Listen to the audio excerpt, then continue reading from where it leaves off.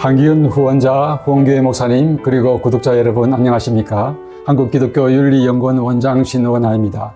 저희 한기훈은 현대사회에서 그리스도인들이 시대의 문화와 윤리적 이슈를 성경적 시각에서 바르게 이해하고 행동할 수 있도록 돕기 위해 설립되었고 올해로 그 사역을 3년째 전개하고 있습니다. 한기훈은 각 분야의 전문적 식견을 지닌 교수님들과 목사님들께 의뢰하여서 매달 그 달의 이슈 리포트와 이슈 설교 그리고 문화 리뷰를 만들어 홈페이지를 통해 제공해 왔습니다.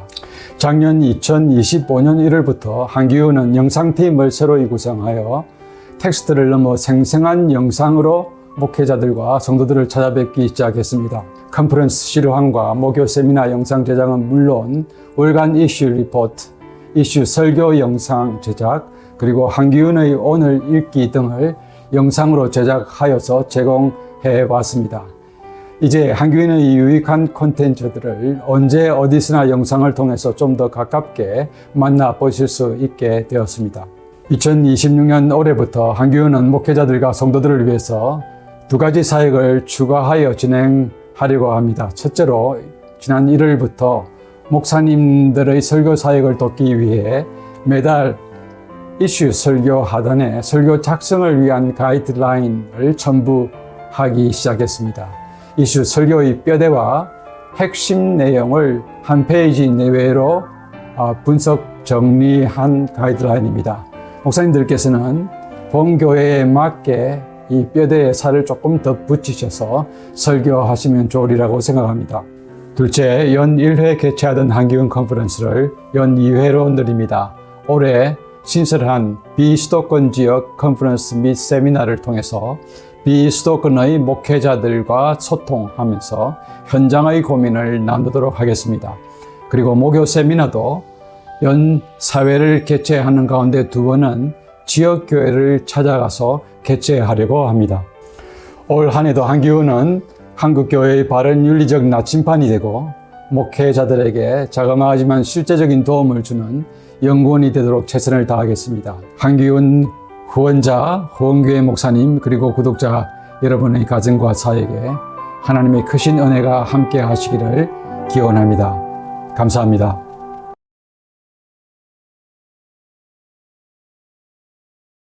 네, 2026년 정당 전쟁론을 다시 생각한다는 주제로 목요 세미나를 시작하도록 하겠습니다. 먼저 이제 실제로 전쟁이 발생했습니다. 이란과 미국과의 전쟁이 발생했고 2026년 그러니까 사실은 이 러시아 우크라이나 전쟁부터 앞으로 이런 냉전의 시대 그 국지전 이외에 국가 간의 전쟁이라는 것이 일어날 것을 생각하지 않았던 시대에서 이제는 실제로 2020년대 들어서 전쟁이 발생하고 있고 그 규모가 계속 그 규모와 범위가 넓어지고 있는 상황입니다. 이제 2026년의 비거를 좀 살펴보려고 하는데요.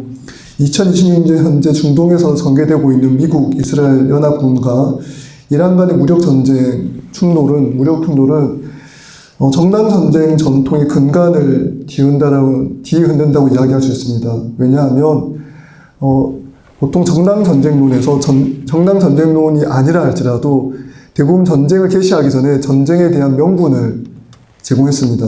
물론 미국과 이스라엘 연합군이 그 전쟁에 대한 명분을 제시하지 않은 것은 아니나 그 이전에 전쟁에 대한 명분을 제시했던 그 이전 사례와 비교하면 매우 그 전쟁 개시의 명분성이 약하다고 할 만큼 이번에 전쟁의 그 시작에 있어서 정당성이 많이 약했습니다.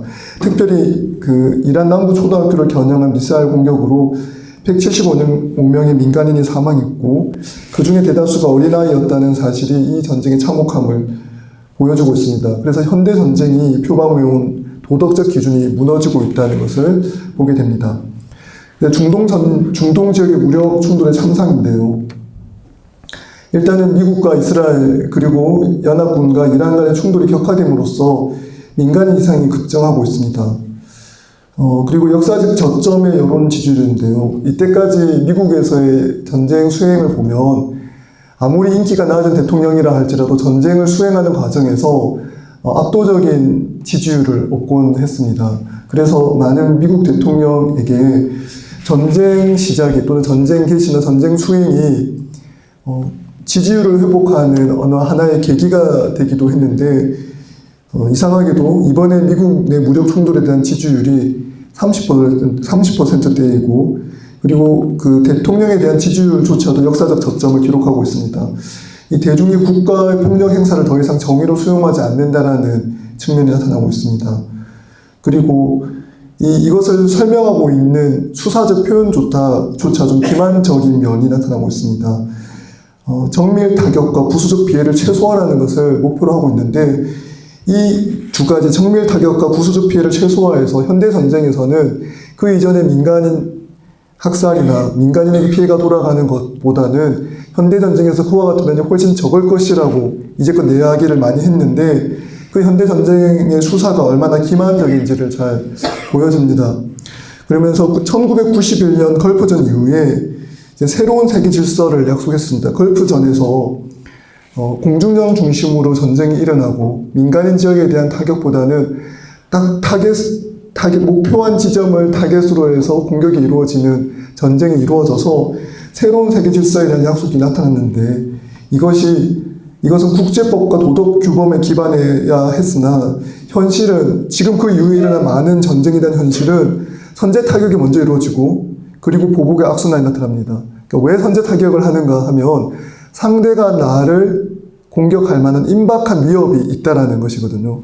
여러분이 뉴스를 잘 들어보면 정당 전쟁론이라는 용어를 쓰지 않는다 하더라도 백악관 대변인 또는 각 외교부 대변인이 하는 표현 중에 임박한 전쟁의 위협이 있어서 공격을 하게 되었다는 말을 합니다. 우리가 정당 전쟁론에서 쓰게 되는 정당한 이유, 정당 개시의 정당성에서 쓰는 용어를 실제로 국제사회에서 그리고 전쟁 수행 중에서도 사용하고 있다는 걸 알 수 있습니다. 정당 전쟁론 자체는 보통 이 세 가지 의미에서의 정당성을 따지게 되어 있는데요. 첫 번째는 유스 아드 벨룸이라고 해서 전쟁 수행에 있어서의 전쟁 개시의 정당성입니다. 왜 싸우는가? 전쟁을 할 만한 이유가 있고 명분이 있는가입니다. 또는 또 유스 인 벨로라고 해서 전쟁 중의 정당성입니다. 그래서 어떻게 전쟁을 수행하고 있으며 그 수행하는 면에서 정당성을 확보했는가. 세 번째, 유스 포스트 벨룸이라고 해서 전쟁 이후에, 전투 이후에, 그 전쟁이 끝난 이후에 어떻게 회복하고 어떻게 행동하고 있는가. 이 세 가지 면에서 크게 정당 전쟁론이 구성이 됩니다. 저는 이번 시간에 그 올리버 오도노반이 쓴 그 Just War Revisited라는 책이 있는데요. 이 책에서 그 전쟁의 성격, 전쟁이 가지고 있는 독특한 성격에 대해서 이야기하면서 왜 아직도 정당 전쟁론이 필요한가 그 이야기를 같이 나누려고 합니다. 많은 경우에 정당 전쟁론이라는 말 자체가 전쟁을 정당화하는 데 필요한 이론처럼 인식이 됩니다. 하지만 이 정당 전쟁론은 전쟁을 개시하는데 또는 전쟁을 수행하는데 전쟁 이후에도 정당성이 필요하고 정의가 필요하다. 최소한의 제한, 최소한의 그것을 막을 수 있는 장치를 마련하는 것에 가깝습니다. 전쟁을 어떻게 바라볼 수 있는가? 전쟁은 국가 정책의 수단이나 법원이 제 기능을 다하지 못하는 상태에서 나타나는 거친 형태의 사법 행정이라고 올리버 오도노반은 이야기합니다. 전쟁이라는 건 이 전쟁 양 당사국 간에 일어나는 일들에 대해서 사법적인 판단을 해줄 주체가 없습니다. 우리가 유엔이 그 일을 하면 되지 않는가, 국제기구가 그 일을 하면 되지 않는가 생각하지만 실제로는 국제기구가 이와 같은 일들을 판단하기도 어렵고 판단한다고 해도 강대국 간의 전쟁 또는 강대국이 주도하는 전쟁에 대해서 정당한 판단하기 매우 어렵습니다. 그리고 전쟁이 시작되는 시점에서도 이 전쟁을 시작할 때 대부분 기습을 하거나 그 상대에게 알리지 않고 하기 때문에 그것에 대한 판단을 다 받고 시작하는 전쟁이 실제로 잘 일어나지 않습니다. 그럼에도 불구하고 전쟁이라는 건 하나의 사법 행정처럼 나타나는 형태로 이해할 필요가 있습니다. 이걸 이제 올리버 오도노반이 이야기하는 건데요. 왜냐하면 이걸 하나의 거친 형태의 사법 행태로 이해하지 않으면 이 그 폭력의 합법적 사용인 전쟁을 정확하게 판단할 근거가 부족하기 때문에 그렇습니다.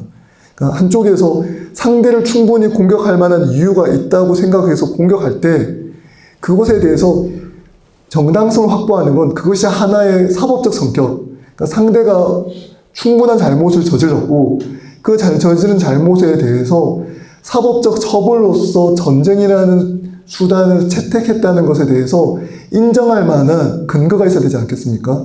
그래서 이걸 전쟁을 거친 형태의 사법 행정으로 이해하면 이와 같은 지금 논의들을 의미 있게 사용할 수 있습니다. 그런데 만일 이게 그냥 강대국 간에 일어나는 아무리 우리가 뭐라고 얘기해도 전쟁은 일어나기 마련이고 전쟁 과정에서의 이런 정당성을 따지는 건 무의미하다라고 이야기하면 도대체 전쟁을 뭐라고 규정할 것인가? 그 규정하는 게 매우 어려워집니다. 그래서 오도노반의 이 전쟁이라는 것이 거친 형태의 사법행정으로 이해하는 것이 우리에게 좀 낯선 개념일 수도 있으나 이 개념을 가지고 한번 논의를 좀 풀어가도록 하겠습니다. 사법행정으로서의 전쟁 개념이 있는데요. 전쟁은 국가정책의 도구가 아니라 정당한 판단을 집행하는 사법적 행위입니다. 왜냐하면 전쟁은 국내에서 일어나는 일이 아닙니다.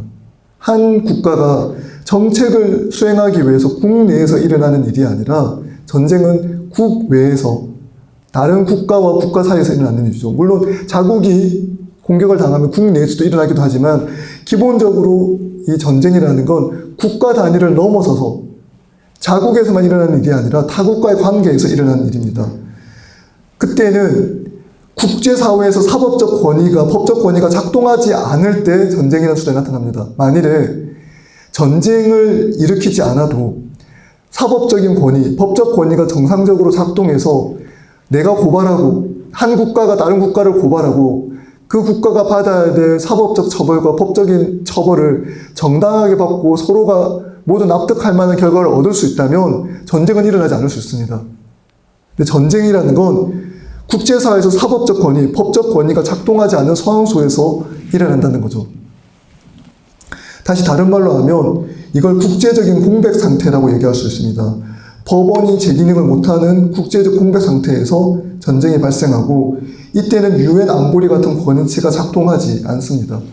실제로 유엔 안보리나 다른 국제기구가 전쟁을 막을 수 있고 전쟁을 제지할 수 있는 억제력이 있다. 억제력이 있으면 막을 수 있겠죠. 그래서 유엔의 그 안보리 국가들에게 좀 더 특별한 의사결정권을 주는 이유는 그들이 강대국이기도 하지만 강대국이 이 의사결정권에 있어서 그 특권을 가지고 있어야 실제로 전쟁을 막을 수 있다는 생각이 있었기 때문에 그런 것입니다. 그리고 정당한 판단의 집행입니다. 전쟁은 부정의를 바로잡고 정의로운 질서를 재건하기 위한 판단의 집행으로서 이루어져야 되고 사적 복수가 아닌 공적 책임의 실행이어야 합니다. 그래서 올리브 오도노반은 정당 전쟁을 재해석합니다. 오도노반이 말하고자 하는 것은 전쟁이 정당하다는 선언을 하고 싶어 하는 게 아닙니다. 그게 아니라 전쟁 상황 속에서 정당한 판단을 집행하는 것이라고 보고 전쟁은 개별 국가의 사적 복수가 아니라 국제법과 보편적 도덕 규범에 근거한 공적 행위여야 한다는 이야기를 합니다. 법원이 제 기능을 못하는 국제적 공백 상태에서만 이것이 정당화될 수 있다라고 이야기를 하고 있습니다. 그래서 사법적 판단으로서의 전쟁을 세 가지를 이야기합니다. 첫 번째는 사태를 정확히 서술해야 하고요. 두 번째는 유죄와 무죄를 엄격히 구별해야 하고 셋째, 판단을 실정등으로 옮겨 정의로운 질서를 재건해야 합니다. 이 세 단계가 전쟁이 단순히 폭력이 아닌 도덕적 판단의 과정이었음을 증명합니다. 그러니까 이 전쟁이 정당한 전쟁이 되려면 서술, 그 다음에 구별, 이 판단, 이 모든 것들이 다 정의롭게 이루어져야 한다는 거죠.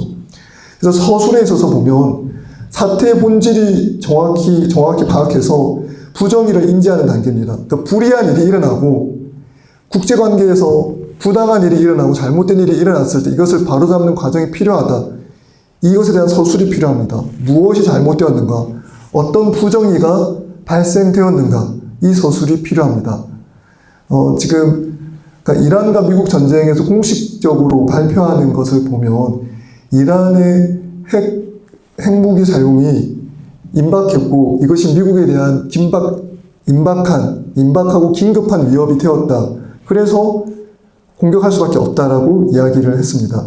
이게 가장 정확한 서술인지는 좀 논의가 필요하겠지만, 사실 확인이 필요하겠지만, 일단 정확하게 책임 있는 당국자가 밝힌 언어로 살펴보면, 내용으로 살펴보면 그렇게 이야기하고 있습니다.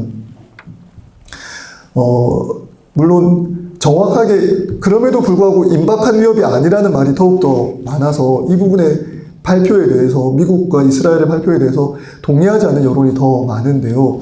이 문제를 해설한 국립외교원의 어떤 교수님은 이렇게도 이야기합니다. 각국에 있는 외교 채널을 통해서 파악했을 때 과연 임박한 위협이라는 게 뭐냐? 왜 미국은 선제 공격을 했는가라고 했을 때 임박한 위협을 이렇게 해석하기도 합니다. 이 해석이 좀 현실적이면서도 매우 의미가 있어서 납득 가능한, 제가 들어본 전쟁 개시의 이유에 가장 의미 있는, 좀 이해 갈 만한 이유였습니다. 먼저 첫 번째는 이스라엘이 이란을 공격하는 게 기정사실이었다고 합니다. 그러면 이란은 중동에 있는 미군 기지를 공격할 것이 기정사실, 전제되어 있으니까, 그러니까 이스라엘이 공격할 것이 예정되어 있으므로, 그리고 이란은 공격할 것이 반응으로 전제되어 있으므로, 그래서 우리는 선제 타격을 했다, 이론입니다. 그래서 전제 두 단계를 건너뛰고 있는 건데요. 전제 두 단계가 이루어지면 공격한다는 건데, 여기서 첫 번째 전제인 이스라엘이 이란을 공격한다는 건 이스라엘이 확인을 해줬기 때문에 실제로는 이게 잘못된 정보는 아니겠죠. 확실히 이스라엘이 먼저 공격을 했고요. 그에 따라서 이스라엘이 공격을 하면 이란이 중동에 있는 미군 기지를 공격할 것도 당연히 역사적으로 일어나는 일이고 당연히 할 일이기 때문에 그에 대한 반응으로 했다는 것입니다. 그러므로 이란이 미군을 공격할 것이기 때문에 그게 부정이라고 인식을 한 것이고요. 이 부정의를 해소하는 과정으로서 공격한 것입니다. 또한 핵무기를 개발해서 미국으로 보낼 수 있는 상황이 되면 미국에 임박한 위협이 된다라고 판단했기 때문에 했다고 합니다. 물론 여기에도 사실 판단이 좀 필요한 것이 작년에 발표한 자료에 따르면 미국의 공식 설명으로는 미단의 핵무기 제조 능력을 완전히 제거했다라고 공식 발표를 했는데 6개월 전에 했던 발표와 지금 발표가 모순이 돼서 이 모순을 어떻게 해결할 것인가에 대해서는 아직 정확한 발표는 나오지 않은 상황입니다. 두 번째, 구별을 해야 됩니다. 유죄, 무죄와 민간인 전투원을 엄격히 가려내는 도덕적 식별 단계인데요. 누가 책임을 져야 하고 누가 보호받아야 하는가? 누가 이 전쟁의 책임을 져야 하고 유죄가 있고 이 전쟁을 일으킨 범죄도 있겠지만 전쟁을 할 수밖에 없는 선제 타격을 할 만한 충분한 근거를 제시했다든가 그런 게 이루어져야겠죠. 이런 것을 해야 됩니다. 세 번째, 판단을 행동으로 옮겨 정의로운 질서를 재건하는 구제 단계인데요. 어떻게 정의를 회복할 것인가? 평화 질서를 어떻게 재건할 것인가? 전쟁의 정당한 원인, 뉴스 아드 밸류를 보겠습니다. 이게 네 가지를 얘기합니다. 첫 번째가 자기 방어와 피해 보상, 처벌, 권위치의 판결 이 방식을 통해서 전쟁의 정당한 원인을 이야기합니다. 지금 올리브 오 도노반이 사용하는 방식은 우리가 이제껏 알고 있는 일반적인 정당 전쟁론이 아니라 판단으로서의 사법적 판단과 정치적 판단으로서의 전쟁이라는 것을 바라보면서 이걸 어떻게 판단할 것인가를 우리에게 제시하고 있습니다. 그러니까 새로운 관점이죠. 자기 방어는 부당한 공격으로부터 자신을 보호하는 것. 이때는 정당한 전쟁 개시의 이유가 됩니다. 이때는 세 가지가 있어야 되는데요. 현실적 위협, 임박한 공격, 방어적 조치입니다. 그래서 여러분 뉴스를 잘 들어보면 임박한 위협, 공격의 위협이 있었다라는 말이 계속해서 반복되는 걸 알 수 있습니다. 그리고 그에 대한 방어적 조치로 이런 일을 한다, 이런 공격을 했다라고 하면 정당성이 확보됩니다. 두 번째, 먼저 미사일이 날아왔습니다. 그래서 똑같이 여기 우리 자국에 피해가 있든지 우리 군사력에 피해가 입었으면 똑같은 것에 비례해서 내가 입은 피해에 비례해서 상대에게 피해를 주겠다. 피해 보상의 입장에서 입은 피해에 대한 정당한 보상을 요구하는 것으로서 그래서 전쟁의 정당한 원인이 되기도 합니다. 책임을 추궁하는 면이고 정의를 실현하고 손실을 회복하는 면에서 이와 같은 일을 한다고 합니다. 세 번째, 악행에 대한 응당한 벌을 내리는 것. 도덕적 응징이 될 수 있습니다. 자국이 처벌받지 않고 자국에게 임박한 위협이 없다 하더라도 무고한 다른 나라를 괴롭히거나 이렇게 했을 때 그와 같은 일, 국제적인 경찰의 역할을 감당하는 나라에서도 이 일을 할 수는 있습니다. 그래서 악행에 대한 정당한 처벌을 내리는 것이 벌을 내리는 것이 처벌인데요. 도덕적 응징이고 재발을 방지하고 질서를 회복합니다. 그리고 나중에 이것이 권위치의 판결이 있어야 됩니다. 이건 각각 한 국가가 임의로 우리는 자기 방어 입장에서 우리가 입은 피해에 대한 배상의 목적으로 그리고 처벌할 목적으로 이와 같은 전쟁을 벌였다라고 한 국가가 임의로 판단하고 임의로 이 전쟁을 수행했을 때 공적인 정당성을 확보하기는 어려울 겁니다. 그러면 권위체의 판결이 있어야겠죠. 그런 권위체는 유엔 안보리와 같은 권위체의 판결 집행이 중심이 되는데요. 이런 권위체의 판결을 얻으려면 첫 번째 국제법을 준수해야 됩니다. 전쟁 개시에 관한 국제법. 그리고 공적 권위가 있는 기관으로부터 판단을 받아야 되고 보편적 규범으로서 인정받을 수 있는 방식으로 판결을 받아야 합니다. C.S. 루이스의 분석을 좀 얘기하면요. 왜 C.S. 루이스는 갑자기 이 정당 전쟁론에서 이야기하는가 하면 C.S. 루이스랑 라인홀드 니버는 자신은 왜 평화주의자가 아닌가라는 아티클을 썼던 사람입니다. 그래서 C.S. 루이스는 우리가 어떤 것들을 판단하는 면에 있어서 이 양심의 구조라는 것을 이야기하면서 실제로 현실 세계 가운데서 어떤 판단을 내리는가에 대해서 우리에게 알려줍니다.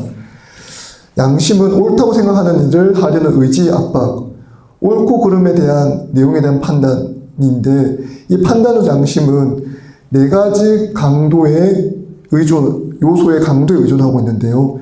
사실, 직관, 논증과 권위입니다. 그래서 보면 첫 번째는 도덕적 질문을 제기하고 하기 위해서 알아야 되는 행동에 관한 사실들을 우리가 파악하고 있어야 되고 판단의 기초가 되는 정보를 가지고 있어야 합니다. 그리고 선과 악 자체에 대한 전적으로 단순하고 순수한 통찰이 필요하고 도덕적 진리에 대한 직접적인 인식, 이게 직관이겠죠. 세 번째, 특정 행위의 옳고 그름을 설득하기 위해 직관들을 배열하는 과정이 필요하고요. 그리고 개인의 발견을 넘어서 지혜를 제공하는 권위가 필요합니다.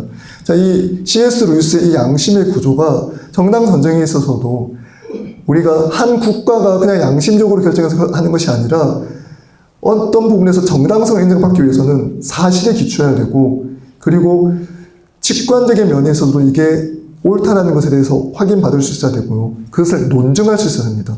그리고 권위자들로부터 나의 독단적이거나 임의적인 판단이 아니라 다른 권위, 나 이외의 다른 권위들, 공적인 권위로부터 판단을 받아야 되겠죠. 그렇게 할 때 정당하게 받아들여집니다. 그래야 정당성이 확보되겠죠. 그래서 C.S. 루이스는 이와 같은 방식으로 정당 전쟁에 있어서도 이런 이 네 가지 요소들이 필요하다고 이야기를 하는 거죠. 헤르만 바빙크의 예를 든 것은 이 세상에 왜 전쟁이 일어나고 있는가, 그리고 국가는 왜 전쟁을 수행하는가에 대해서 개혁파 신학자였던 헤르만 바빙크의 얘기를 좀 더 하고 싶어서 가져왔습니다. 헤르만 바빙크는 거룩한 세속성과 구조악이라는 걸 이야기합니다. 세상에 왜 전쟁이 일어나는가?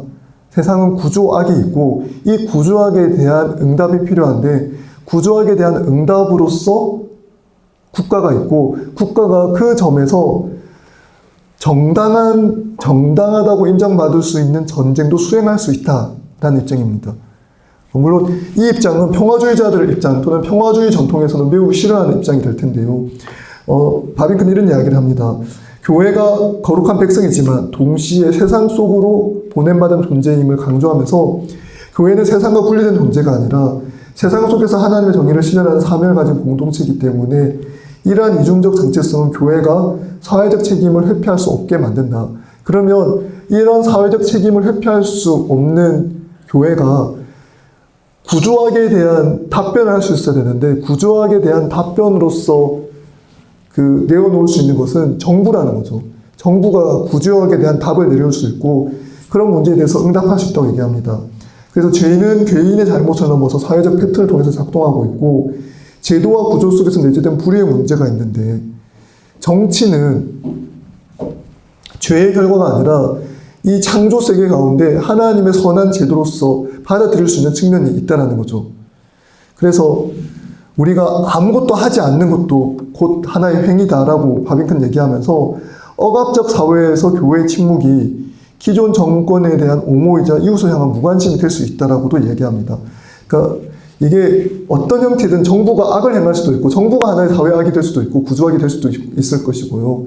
그리고 정부가 하는 일이 구조악에 대한 하나님께서 내신 특별한 방법으로서 구조악을 막는 하나님의 방식, 응답일 수도 있습니다. 그래서 어떤 경우에 교회는 정부가 하는 방식을 지지하는 것으로 하나님이 구조학에 대한 응답에 대한 지지를 보낼 수도 있고요. 또는 정부가 하는 일이 스스로 구조학에 대해서 악을 행할 때는 그것에 대해서 반응하고 목소리를 내므로써 응답할 수도 있습니다. 그래서 교회는 구조학에 대해서 침묵하지 않고 적극적으로 정의를 추구하는 실천이 필요합니다.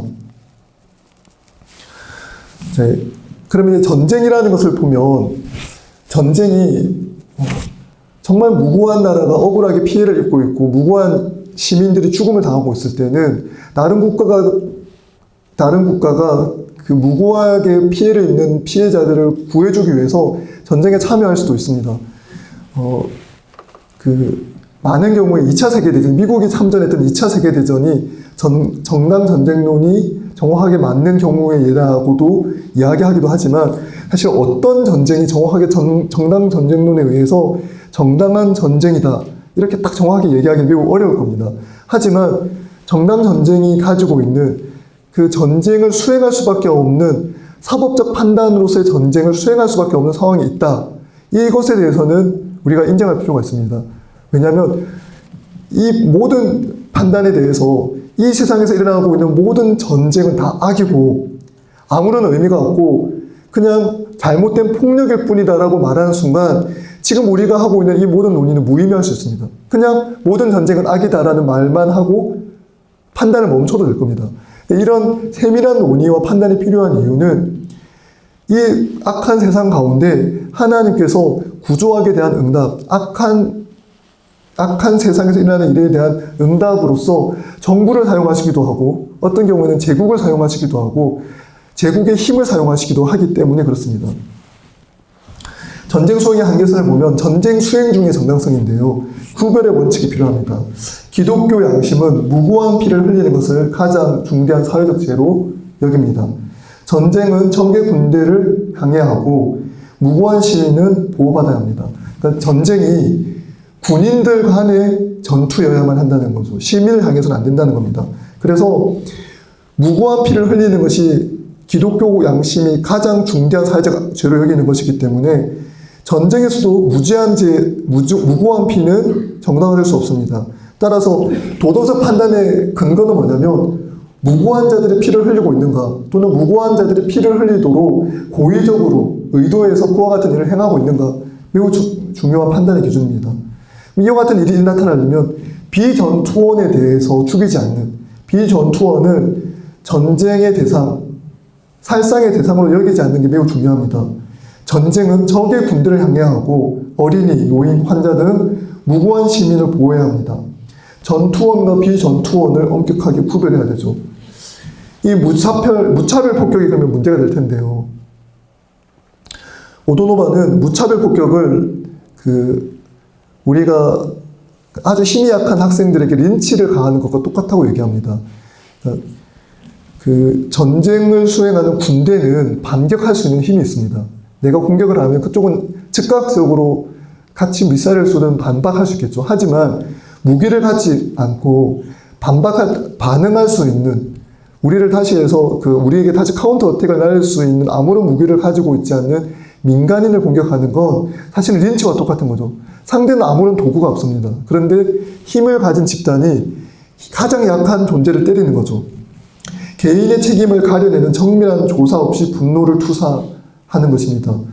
정당 전쟁의 요건을 위반하는 행위이고요. 그리고 사실은 모든 각국들이 이 무차별 폭격에 대해서는 스스로 그 책임을 면하려고 합니다. 의도한 것이 아니거나 실수로 떨어졌다고 하거나 우리가 이 일을 계획하지 않았다는 것을 이야기합니다. 그래서 전쟁에서 제일 중요한 원칙 중에 하나가 구별의 원칙입니다. 전쟁은 적의 군대, 즉 상대적으로 죄의 대행자. 그러니까 군대라는 건 국가의 합법적 폭력을 대행하는 기관입니다. 그 대행하는 기관들끼리만 싸워야 한다는 거죠. 이들을 보호하는 것이 정당 전쟁의 필수적 요건입니다. 이걸 하지 않으면 정당 전쟁으로서 자격을 획득할 수 없습니다. 그리고 전쟁 수행의 한계선은 비례성의 원칙인데요. 최소 무력을 사용해야 합니다. 행정관이 사용하는 힘은 공적 책임 내에서만 정당하는데, 그러니까 이런 무기를 가지고 있는 전투 능력, 전투원, 군대가 사용하는 힘은 그 공적 책임 내에서만 정당합니다. 이거는 국가 안에서 전쟁이 아니라 일반적으로 사용하는 공권력에서도 마찬가지입니다. 최소한의 정당한 합법적인 공권력만 사용해야 합니다. 그러니까 경찰이라 하더라도 최소한의 합법적으로 용인되는 정당한 힘을 사용해야 하는 것처럼 전쟁의 상황에서도 최소 무력의 사용을 지향해야 합니다. 근데 이건 전쟁의 현실과는 맞지 않죠. 전쟁에서 어떻게 합니까? 최소 무력을 쓰는 것이 아니라 최대한의 무력을 사용해서 상대를 꺾는 것을 목표로 합니다. 그래서 최소 무력의 사용의 원칙이 잘 지켜지지 않는 경우가 많습니다. 악을 징벌하고 선을 보호하기 위한 목적이고 보복이나 사적 복수가 허용되지 않는 것도 이 최소 무력 사용의 원칙 하에서 이루어져야 합니다. 그리고 대량 살상 무기를 제한해야 합니다. 핵, 화학무기, 생물학적 무기 이런 것은 파괴력이 광범위하고 무차별적입니다. 비례성과 구별성 요건을 충족할 수 없고 그 지역, 그 범위에 있는 사람들 모두에게 피해를 끼칩니다. 정당 전쟁의 원칙과 근본적으로 양립이 불가능합니다. 존 스토트는 이게 제가 AI로 만들다 보니까 엔티라이트 사진이 끼어 있는 것 같은데요. 네. 이분은 존 스토트는 아닙니다. 네.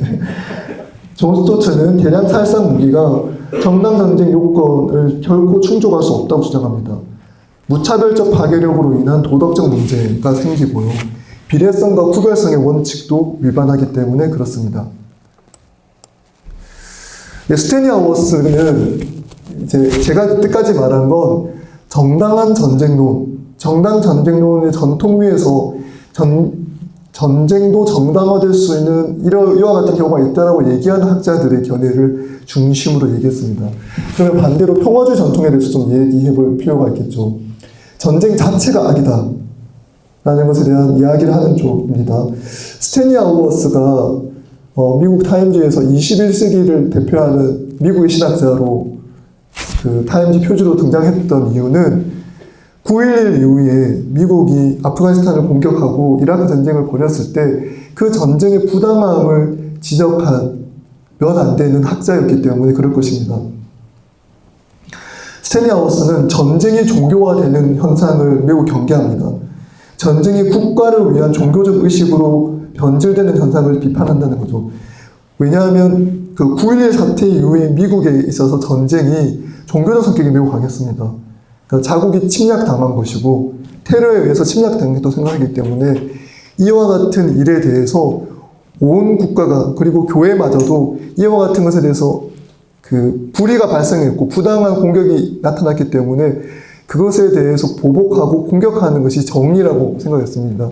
이와 같은 생각에 있어서는 많은 교회와 기독교인들도 동일하게 생각하고 있었습니다. 전쟁의 희생이 인간의 상상력을 사로잡고 국가의 폭력 행사가 신성한 행위로 정당화되는 것을 경계하는 것입니다. 그래서 이라크 전쟁이 일어나거나 아프가니스탄을 공격할 때 자국민이 테러를 당한 그 현실 속에 서 있지만 그것이 이 전쟁 자체를 신성화하고 전쟁 자체를 종교적 행위로 만드는 위험성이 있기 때문에 특별히 기독교인이 전쟁을 숭배하는 위험에 빠질 수 있다고 강력하게 경고했습니다. 그래서 이런 이야기를 합니다. 전쟁이 국가를 위한 희생제사로 기능하는 현상이 일어났다라고 하우스는 이야기합니다. 전쟁이 국가를 위한 희생제사로 기능할 때 인간의 상상력을 사로잡는 현상을 경계하면서 이때 전쟁의 희생이 종교적 의미를 부여받으면 그 전몰자, 전쟁 중에서 살해당한 아군의 군인은 영웅으로 시켜 세워지고 그들의 죽음이 마치 희생물인 것처럼, 그들이 마치 제물로 바쳐진 것처럼 더욱더 전쟁에 몰두하게 만드는 현상이 나타납니다. 국가의 폭력이 신성화되는 위협이 발생한다는 거죠. 따라서 이때 이 순간 교회뿐만 아니라 그 국가에 있는 모든 구성원들이 전쟁을 비판적으로 성찰하고 사유할 수 있는 기능, 그 이성적인 기능이 마비됩니다. 그러면서 그리스도의 십자가가 전쟁을 위해서 사용될 수 있다는 거죠. 그리스도의 십자가를 흉내내는 대항 전례를 비판하는데요. 하우스는 전쟁의 희생이 그리스도의 십자가 희생을 흉내내는 대항, 리처지, 그러니까 그 반대되는 그 대항의 의식, 예전으로서 되는 것을 비판합니다. 국가의 전쟁이 마치 구원의 사자처럼 포장되면서 진정한 복음의 메시지가 왜곡됩니다. 교회는 이러한 왜곡을 분별해야 합니다. 예전 십자군 전쟁 때 그 십자가 길을 전쟁 앞에 맨 앞에 내세웠습니다. 그리고 김훈의 칼의 전쟁 소설을 읽어보면 그 당시 일본에서 건너온 그 전투 병력 중에 카톨릭을 믿는 군인들의 부대는 십자가 길을 앞세우고 우리나라로 임진왜란 때 들어왔다라고도 얘기합니다.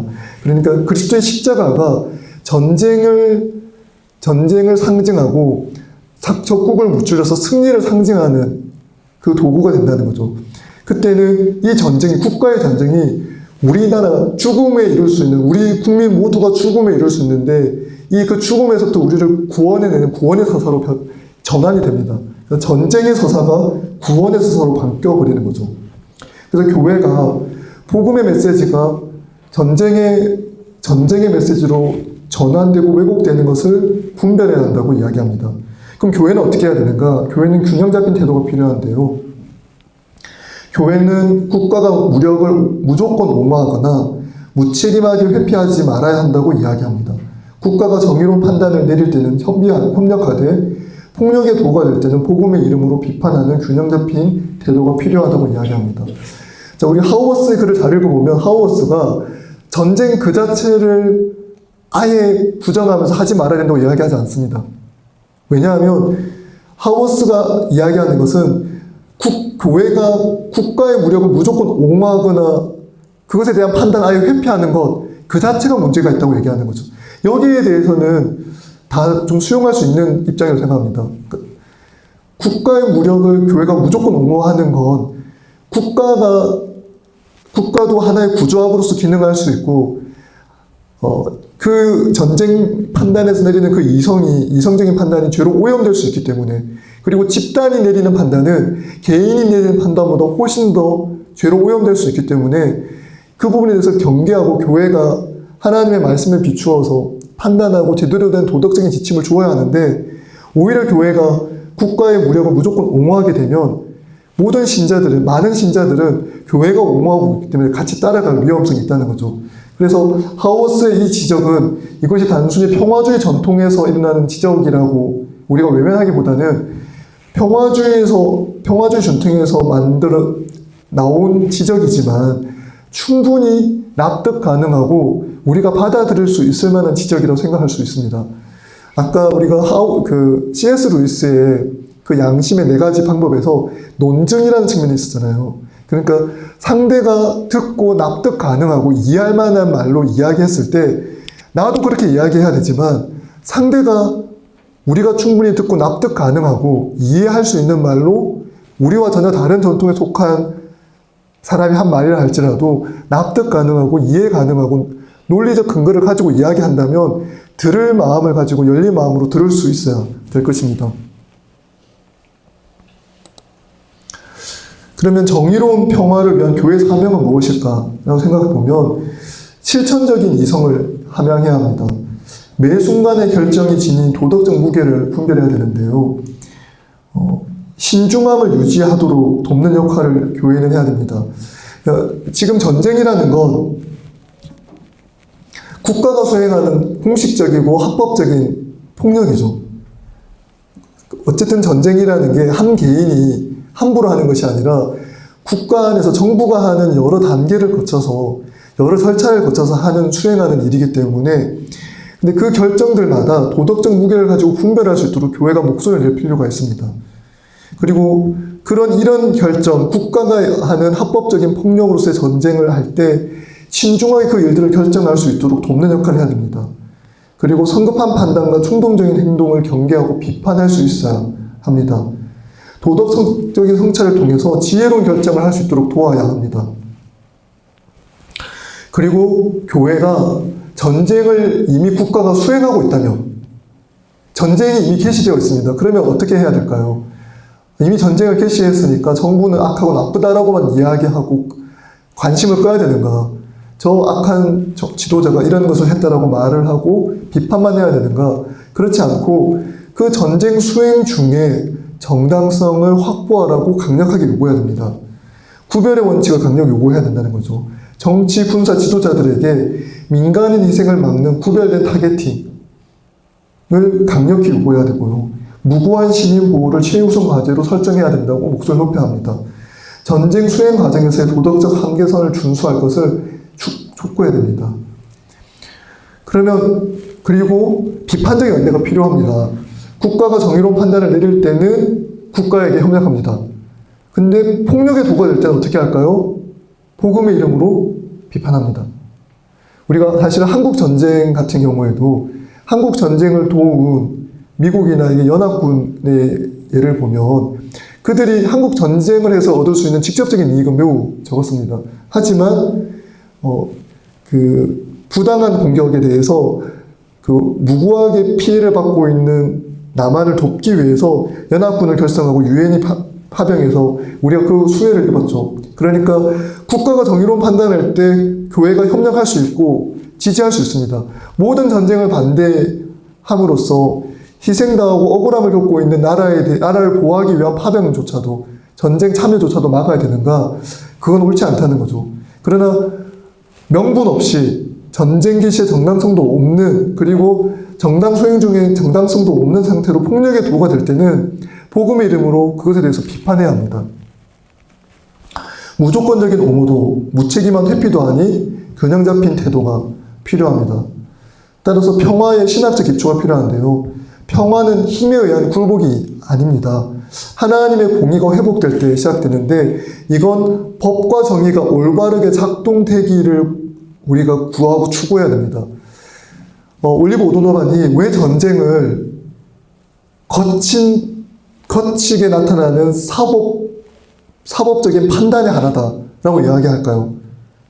이걸 하나님의 공의에 회복하는 과정에서 나타나는 일이라고 바라볼 때 그 사법 행정을 수행하는 기관으로서의 국가가 폭력의 도구가 되고 잘못된 전쟁을 수행할 때는 하나님께서 이 땅 가운데 정의를 회복시키기 위해서 사법적인 수단으로서 국가를 사용했는데 그 힘을 잘못 사용한 것에 대해서 하나님께서 책임을 물으시겠죠.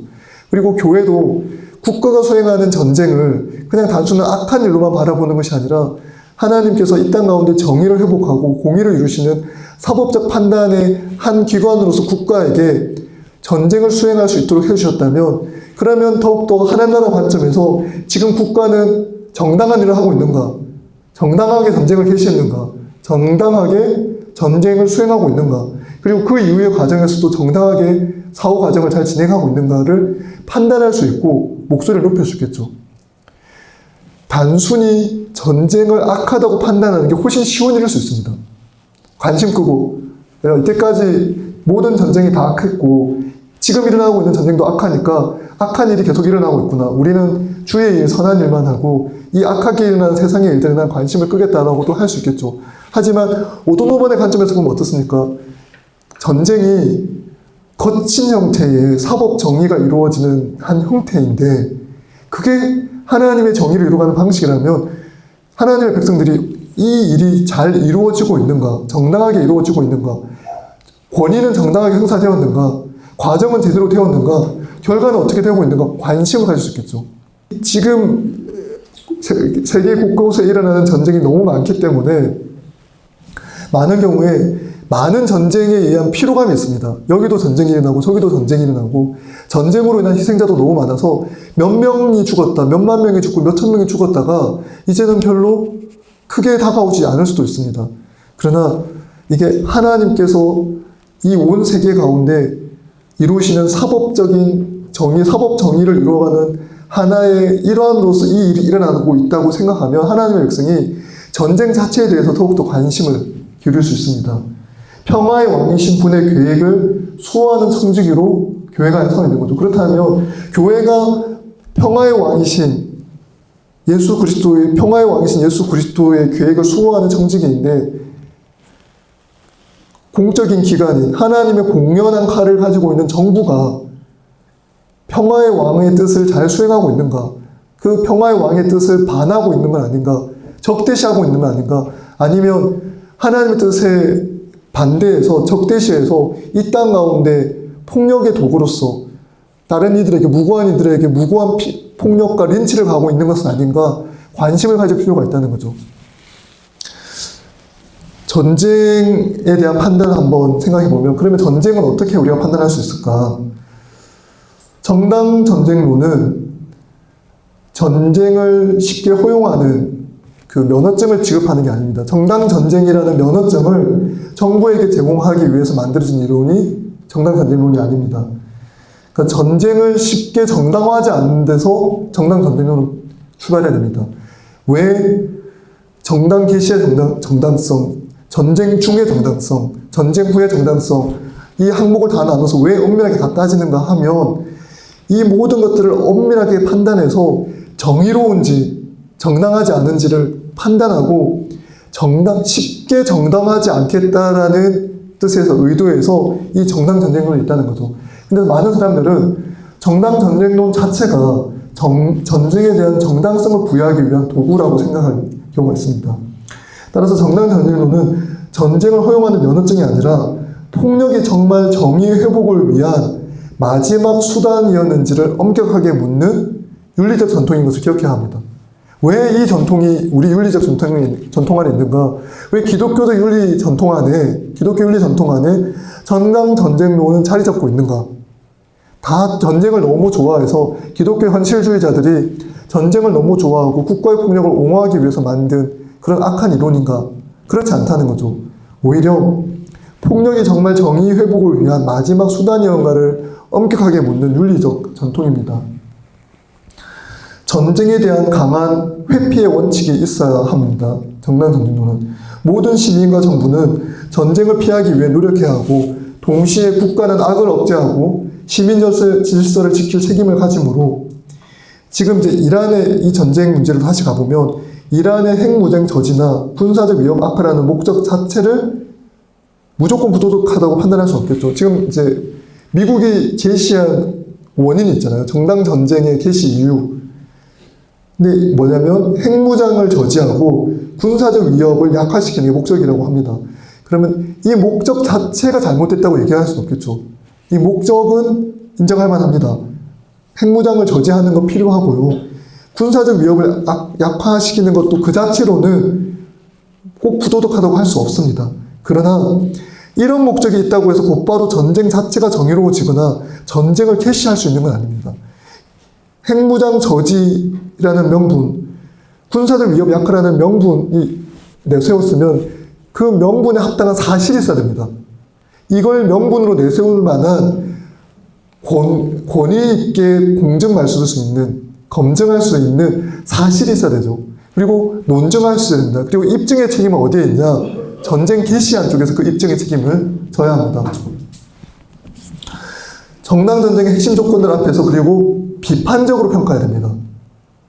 이걸 온건한 마음으로 어떻게 하면 이 전쟁을 정의롭게 포장할 수 있을까? 이 마음으로 전쟁을 바라보는 것이 아니라 정당 전쟁론의 핵심 조건들을 가지고 엄격하게 비판적으로 과연 여기 이 조건을 만족시켰는가? 이 조건에서 이 조건을 충족시켰는가? 이걸 물어봐야 한다는 거죠. 2026년 중동의 무력 충돌이 과연 국제적 권위와 공적 사법 질서의 승인 속에서 이루어진 것이냐, 그것이 아니라 선제 타격과 보복의 악순환 속에서 전개되냐, 이걸 물어볼 수 있다는 거죠. 근데 지금 일반적인 판단, 제가 여기에 들어오기 전에 포린 팔러시나 미국의 이때까지 우호적으로 판단했던 여러 기관지들에 있는 그 사설이나 내용들도 체크하고 들어왔는데요. 이제껏 미국이 벌였던 전쟁들에 대해서 우호적인 그 기관지나 언론이나 또는 그 저널에서도 이번에 있어서는 이것이 국제적 권위와 공적 사법 질서의 성의 속에서 이루어진 것이라고 보기 어렵다는 것이 대체적인 판단입니다. 그러니까 이걸 하려면 국제적 권위와 공적 사법 질서의 승인 속에서 이루어지려면 해야 하는 그 전에 해야 되는 과정들이 있는데 그 과정들을 밟지 않았다는 것이고요. 두 번째는 선제 타격을 하는 이유, 상대가 나를 공격할 거기 때문에 선제 타격한다. 그렇기 때문에 이미 선제 타격이 이루어졌기 때문에 이란은 다시 공격을 하죠. 이 악순환이 벌어지고 있습니다. 오도노만의 관점에서는 전쟁은 단순한 국익 추구가 아니라 무너진 정의를 바로잡는 공적 판단이어야 하는데 지금의 충돌은 그것보다는 각자의 전략적 자기 정당화에 더 가까워 보입니다. 더구나 초등학교 폭격 같은 민간의 희생은 구별성과 비례성 원칙이 무너졌다는 것을 보여주며 전쟁 수행이 사륙과 공포 조장으로 변질될 위험을 드러냅니다. 제가 이렇게 얘기하면 지금 이 전쟁에 대해서 지지하시는 입장에서는 이런 이야기도 저에게 했습니다. 어떤 말이냐면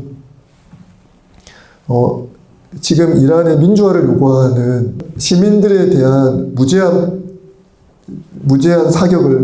사살을 하는 일이 일어나서 자국민을 수천 명이나 죽였는데 이란 정권이 그 이란 정권을 옹호하는 것이냐, 이렇게 질문하는 경우도 있다는 거죠. 물론 지금 이 두 사안은 연결되어 있지만 사실 또 분리되어 있는 부분입니다. 이란 정권이 가지고 있던 비민주성과 그리고 폭력성은 그 자체로 처벌받아야 되고 그 자체로 비판받아야 되고 정죄받아야 됩니다. 그러나 그렇다고 해서 전쟁 수행의 정당성을 확보했다고 말하기는 매우 어렵습니다. 왜냐하면 그러면 모든 비민주적 그리고 자국민에 대해서 폭력을 행사하는 국가들에 대해서는 다 쳐들어갈 수 있는가, 공격할 수 있는가라는 문제에 있어서 그렇다라고 대답하기 어렵다는 거죠. 그러니까 전쟁 개시의 정당성에 있어서 자국민에 대한 부분들을 전쟁 수행의 정당성에 쉽게 넣지 않는 이유도 그와 같습니다. 그래서 우리 결론적으로 보면 교회는 이란 정권의 악과 위협을 외면해서도 안 되지만 여기서 분명히 제가 밝혀줘. 교회가 이란 정권의 악과 위협, 이란 정권의 악함, 이란 정권이 가지고 있던 폐악 무도함을 지지하거나 승인하거나 외면하자는 게 아닙니다.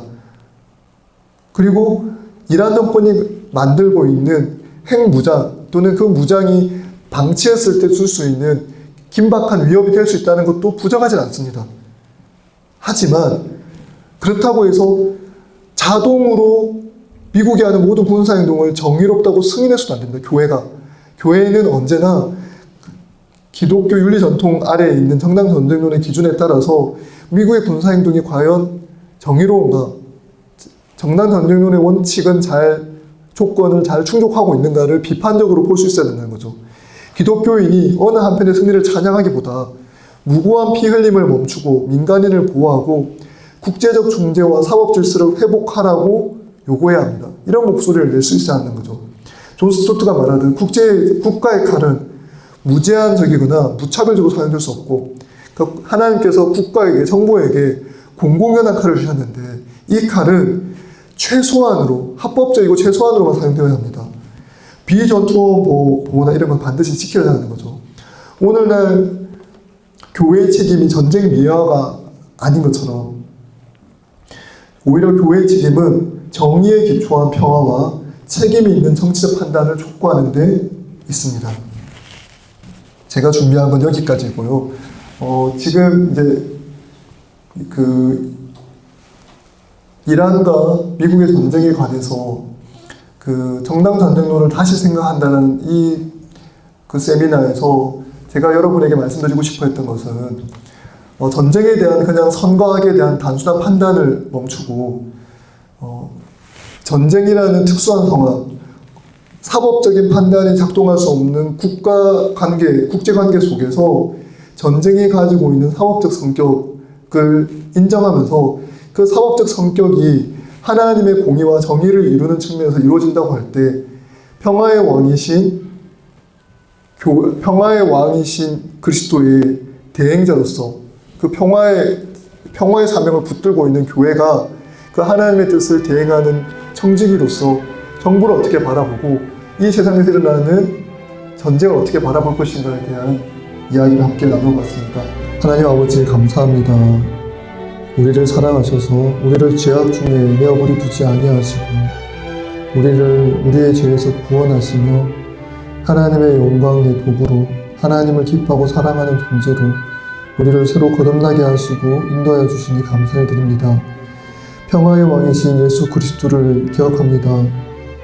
죄악 가운데 서로 미워하고 다투며 전쟁하는 우리를 하나님의 평화의 도구로 사용하시기 위하여 평화의 왕이신 예수 그리스도께서 이 땅에 오셔서 공권력의 처벌을 받아 공개적인 처형을 받아 십자가 죽음을 당하셨습니다.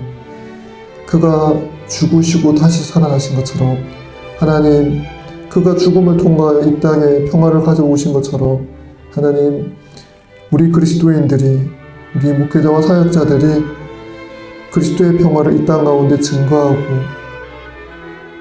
전달하고 수행할 수 있도록 하나님 우리를 사용하여 주시옵소서. 한국기독교윤리연구원에서 행하는 모든 일들을 주께서 사용하셔서 이 땅의 목회자와 성도들이 주님의 교회를 잘 섬기고 주께서 이 땅에 우리에게 전하여 주신 평화를 이 땅 가운데 잘 드러내며 그 평화를 증진하는 평화의 종으로서 사역을 감당할 수 있도록 하나님 한교회를 사용하여 주시옵소서.